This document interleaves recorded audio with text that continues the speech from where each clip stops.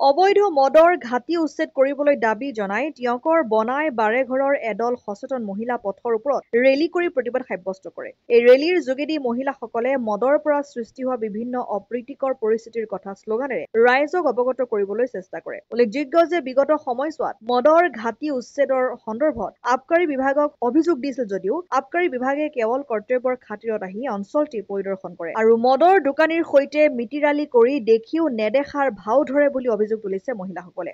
ইফালে বহুবাৰ আবকাৰী বিভাগে কোনে তেওঁলোকক খবৰ দিছে সেয়া গোপনে ৰখাৰ পৰিৱৰ্তে সেই কথাও মদৰ দোকানীক জনাই পৰিৱেশ বিনষ্ট কৰিছে আৰু গাঁৱৰ মাজতে শত্ৰুতা কৰাৰ পৰিৱেশ সৃষ্টি কৰিছে বুলিও মন্তব্য কৰিছে। সেয়ে এইবাৰ কোনো বিভাগ তথা আৰক্ষী প্ৰশাসনলৈ বাট নাচাই অঞ্চলৰ পৰিৱেশ বিনষ্ট কৰিবলৈ চেষ্টা কৰা সকলৰ বিৰুদ্ধে মহিলাসকলে নিজে পদক্ষেপ গ্ৰহণ কৰাৰ সিদ্ধান্ত গ্ৰহণ কৰিছে। মানে যোৰহাট জিলাৰ আবকাৰী বিভাগৰ মুৰব্বী বাইদেউগৰাকীৰ লগত আমি কথা পাতিছিলোঁ। তেখেতে আমাৰ অনুৰোধ মৰ্মে তেখেতে যোৰহাট সদৰ থানাৰ পৰা এজন মানে শান্তনু বৰদলৈ বুলি ছাৰৰ অধীনত এটা দল পঠাইছিলে। তেখেতলোকে আহি এখন দোকানৰ মালিকক লৈ গৈছিলে, ধৰা হাতেলৈতে পায়। থানালৈ নিয়াৰ পাছত টিয়ক থানাত তেওঁলোকে চমজাই দিয়ে। টিয়ক থানাৰ আৰক্ষীয়ে 2 ঘণ্টা সময় ৰখাৰ পাছতে তেখেতক মুকলি কৰি দিয়ে। তাৰ পাছতে মুকলি কৰাৰ পাছতে লগে লগে পিছদিনাৰ পৰা তেওঁ আকৌ মুকলিকৈ বেহা আৰম্ভ কৰি দিলে ৰমৰমীয়া। তাৰ পাছতে আমি তেখেতলোকক আকৌ আহ্বান কৰিছিলোঁ যে আপোনালোকে কি ভিত্তিত তেখেতক এৰি দিলে।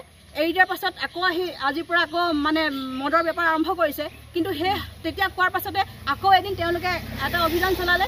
অভিযান চলোৱাৰ পাছত তেখেতলোকে আহি ইয়াত নেপালে আৰু নেপালো বুলি কৈছে। আৰু কোৱাৰ পাছত আমি যিগৰাকী আমি তেওঁলোকক খবৰ দিছিলোঁ সেই তেওঁলোকৰ নাম ইয়াত কথাটো কৈ থৈ গৈছে যে আমুক বাইদেৱে আপোনালোকৰ কাৰণে ফোন কৰি আছে, সেইটো কাৰণে আমি ইয়ালৈ আহিছোঁ।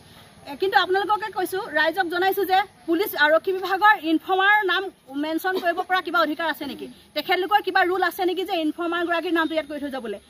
যি কি নহওক তেখেতলোকে আহি অহাৰ পাছত আমাৰ নামটো ক'লে যে আমুক বাইদেউগৰাকীয়ে আপোনালোকক ফোন কৰি আছে, মদৰ দোকান আপোনালোকে বেপাৰ কৰিছে।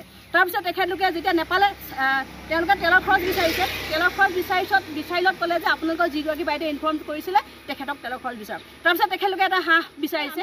তেওঁলোক আচলতে ৰক্ষক আছিলে। আমাৰ আৰক্ষী বিভাগটোক আমি বিশ্বাস কৰোঁ ৰক্ষক বুলি। যেতিয়া ৰক্ষকে যেতিয়া ভক্ষক হয় সেইটো কাৰণে আমি মহিলাসকলে আৰক্ষী বিভাগৰ লগত ইমান কৰাৰ পাছত তেওঁলোক অহা নাই যেতিয়া, সেইটো কাৰণে আমি মহিলাসকলে আগবাঢ়ি আহিছোঁ।